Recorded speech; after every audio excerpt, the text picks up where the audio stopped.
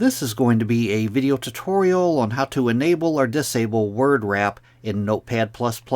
I will be using a desktop PC for this. Let me jump over to Notepad++. I have Notepad++ opened up now. As you can see, I have a document here where I have a whole lot of text on it. I currently have word wrap enabled. That means when the text gets to the end of my screen, it wraps around, starts another line.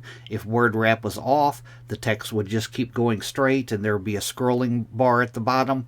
But to enable or disable word wrap, you want to go up to the top up here, up to the View tab. You want to click on View. Then you'll go down to where it says word wrap.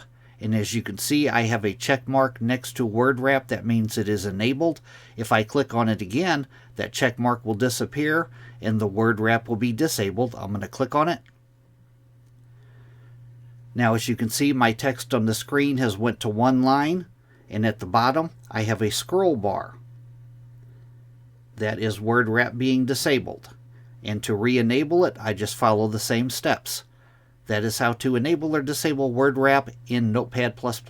Thanks for watching.